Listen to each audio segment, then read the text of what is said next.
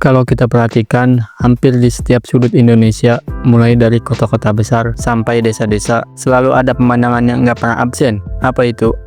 Ya, tiang listrik. Berdiri berjajar, membawa kabel-kabel yang membentang di atas kepala kita, seperti urat nadi yang menyambung energi ke rumah-rumah, kantor, pabrik, bahkan warung kopi di pinggir jalan. Di era sekarang, ketika banyak negara maju sudah menanam kabel listrik di bawah tanah demi estetika dan efisiensi, muncul pertanyaan sederhana, kenapa Indonesia masih setia dengan tiang listrik?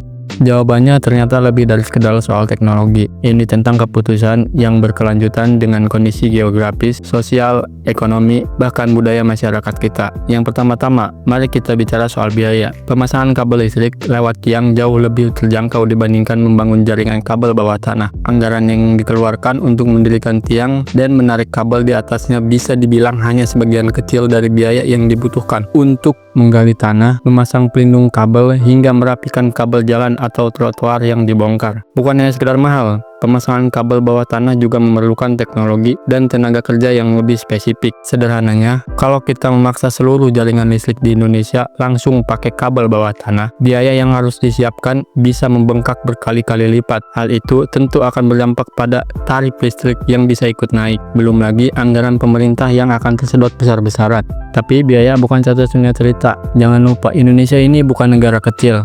Negara kita punya lebih dari 17.000 pulau dengan kontur tanah yang beragam, mulai dari gunung-gunung, hutan-hutan lebat, rawa-rawa di Kalimantan, sampai pantai-pantai terpencil di Maluku. Membentangkan kabel lewat tiang di wilayah seperti ini jauh lebih praktis ketimbang harus menggali tanah. Apalagi di daerah yang infrastrukturnya masih minim, tiang listrik menawarkan fleksibilitas luar biasa. Begitu akses jalan ada, tiang bisa dipasang, kabelnya bisa langsung ditarik, listrik juga bisa langsung mengalir.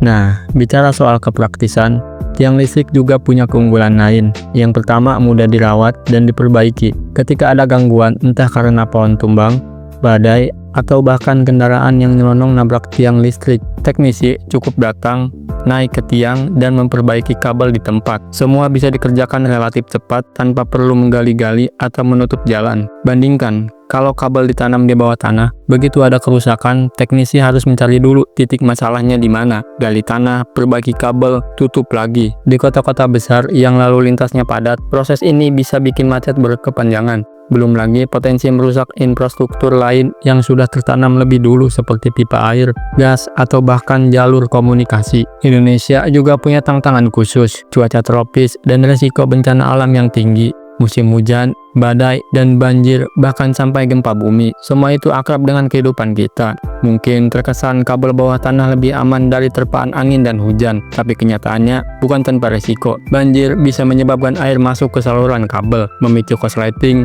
Gempa bisa menggeser tanah dan memutuskan jaringan di bawah permukaan. Memastikan kabel bawah tanah tetap aman di kondisi seperti ini butuh teknologi mahal dan desain yang sangat matang.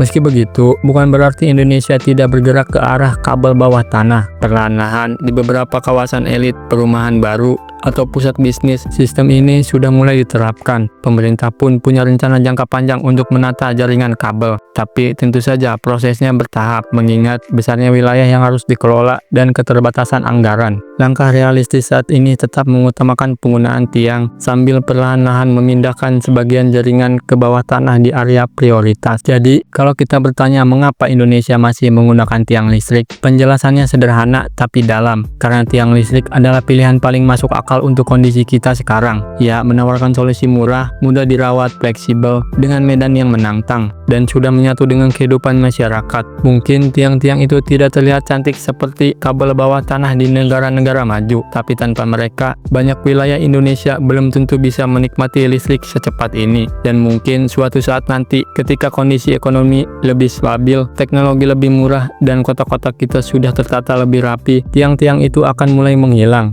satu demi satu, digantikan oleh jaringan bawah tanah yang lebih rapi. Namun untuk saat ini, mereka masih berdiri kokoh, diam-diam menjadi tulang punggung listrik yang menyala di rumah kita semua.